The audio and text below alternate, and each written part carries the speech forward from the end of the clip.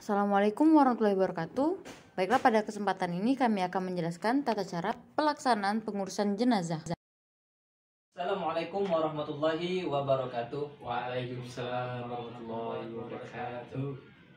Ya, perkenalkan di sini saya Surya Rizky Putra dan di sebelah kiri saya ada Muhammad Audi Anugrah. Ya. Dan di sebelah kanan saya ada Muhammad Fajri Adha. Serta sebagai kameramen ada Sunia Nur Iwari. Di sini kami akan menjelaskan tentang tata cara pengurusan jenazah dari memandikan, mengkafani, menguburkan, dan menyolatkan. Seperti yang telah dijelaskan di dalam surat Ali Imran ayat 185, yaitu A'udzubillahiminasyaitonirrajim, Bismillahirrahmanirrahim, Kullu nafsin dha'iqatul maut. Shadaqallahul azim, yang artinya setiap yang bernyawa pasti akan merasakan kematian.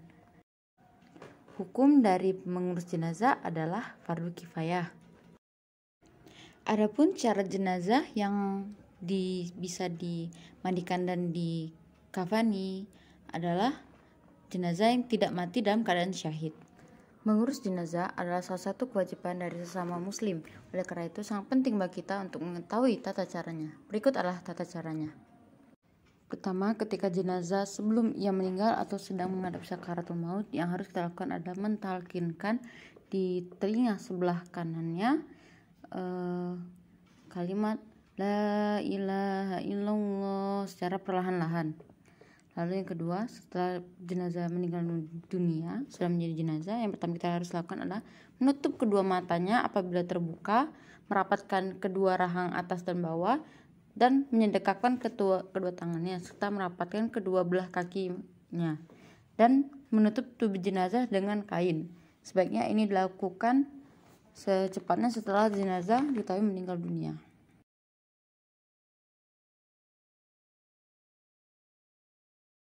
Dan untuk yang pertama kami akan menjelaskan dan mempraktekkan tentang tata cara untuk memandikan jenazah.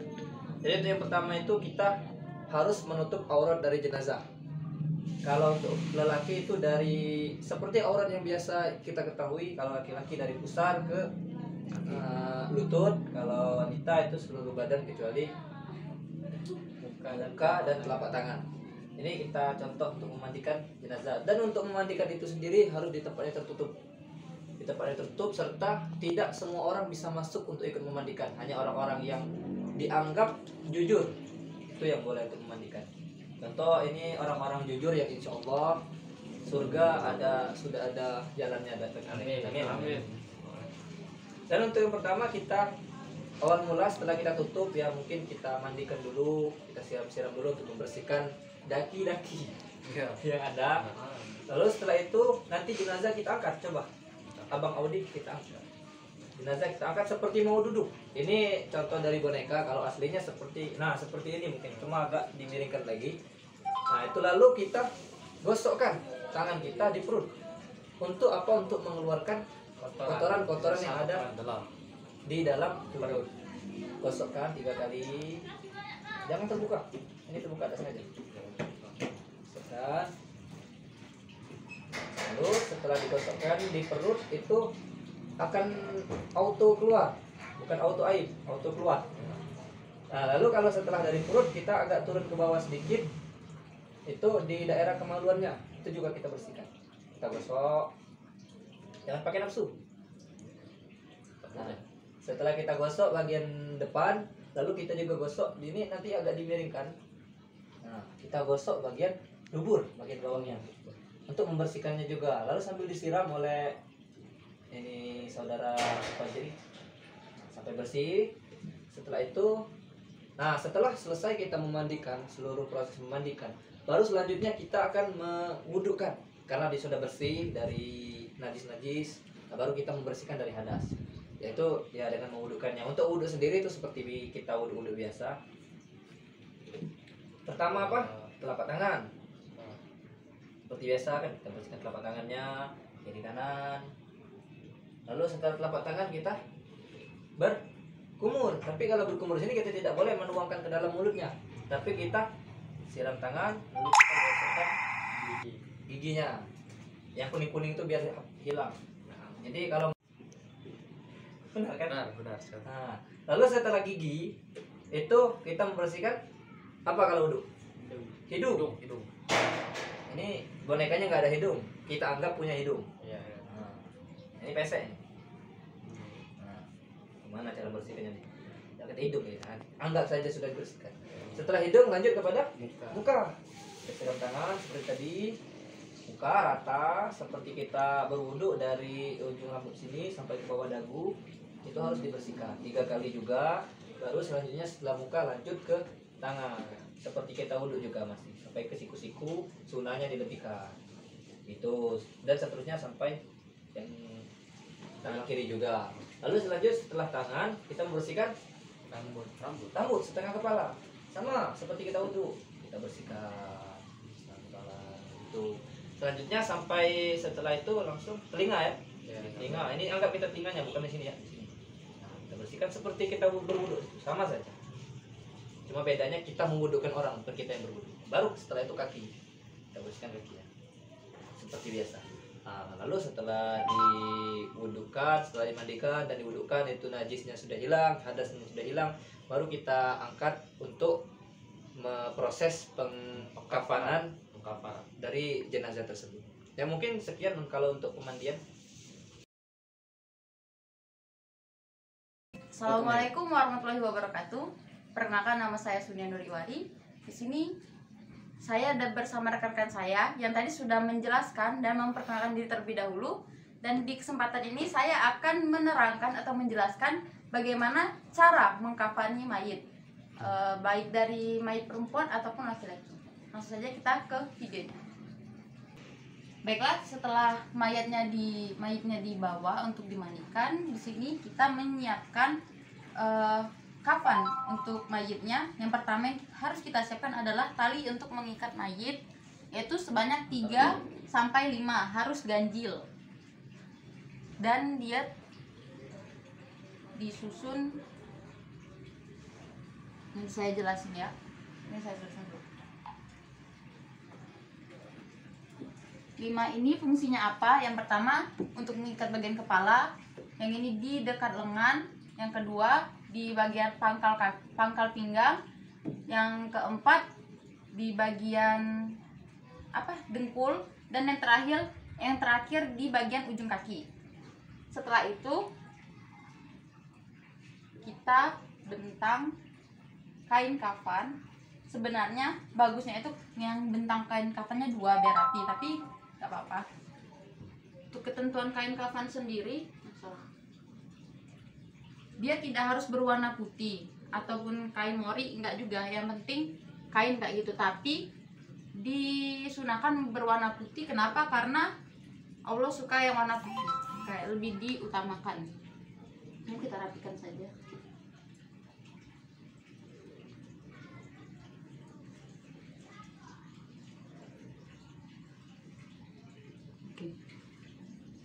Untuk laki-laki 3 lembar dan untuk perempuan 5 lembar atau 5 helai kain.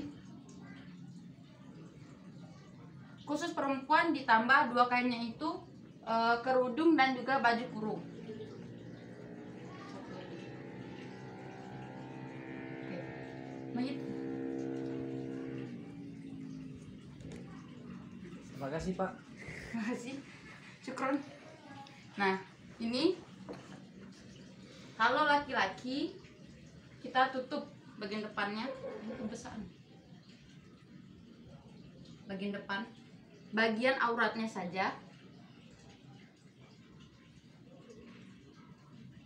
Lalu kita sebelah kanan kita tutup dari sebelah kanan. Sebenarnya tidak ada sunahnya, dan jangan lupa tangannya disedekapkan.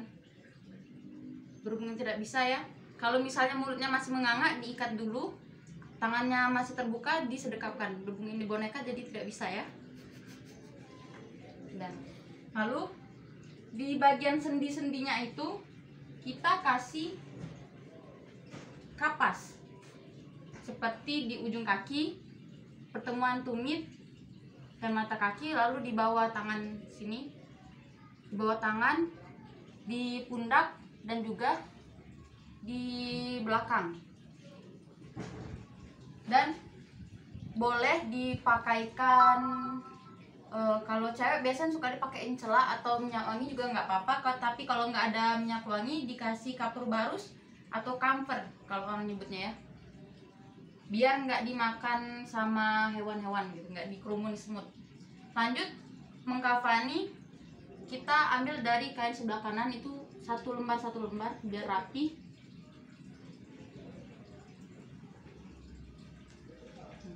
Dari kanan ke kiri tangannya. Nah, lembar selanjutnya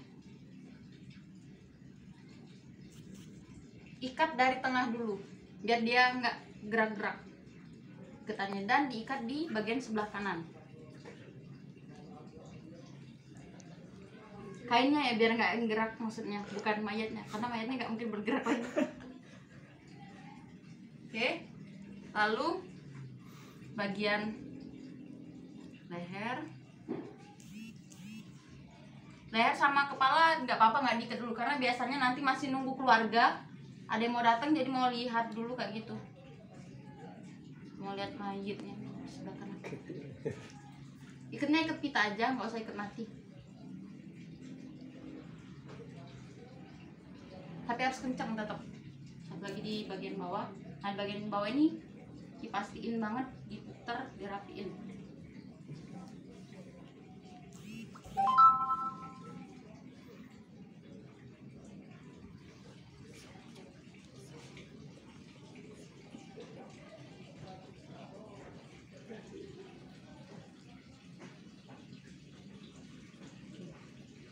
Kalau sudah siap untuk dikuburkan, langsung aja ditutup.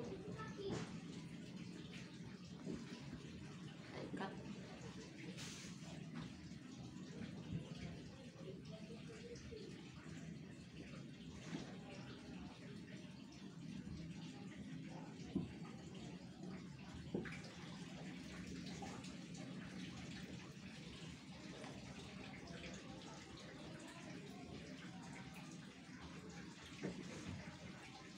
Ini diputar.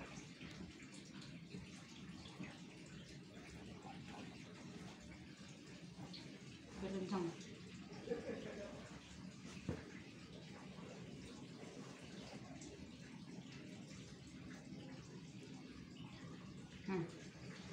Nah, kalau sudah seperti ini tinggal kita tutup pakai kain dan tinggal menunggu yang lain biasanya.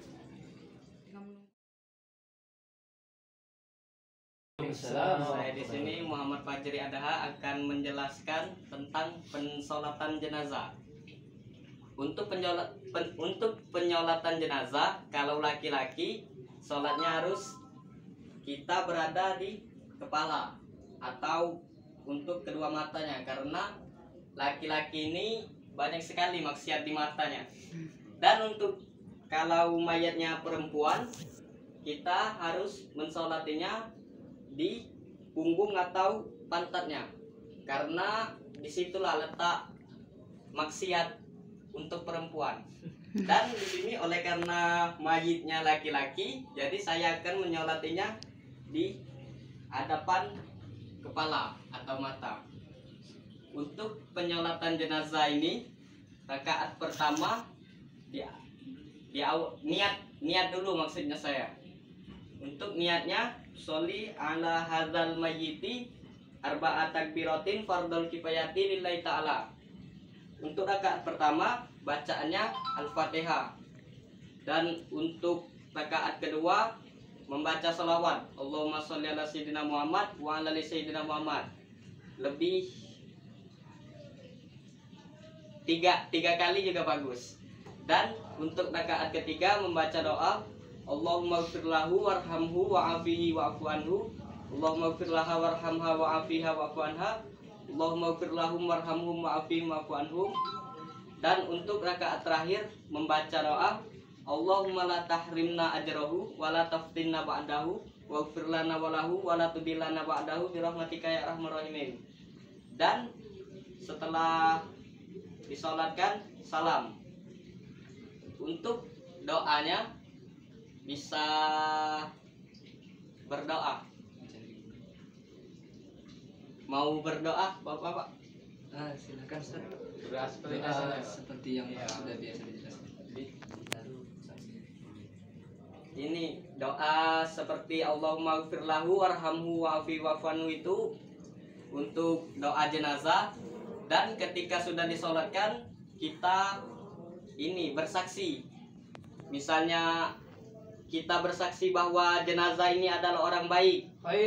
Baik, nah itu. Naam, ya. Sampai 3 kali bisa jadi. Dan kita bersaksi bahwa jenazah ini adalah orang baik. Kita bersaksi bahwa jenazah ini ada orang baik. Baik. Mungkin itu saja dari saya. Kurang lebihnya mohon maaf. Assalamualaikum warahmatullahi wabarakatuh.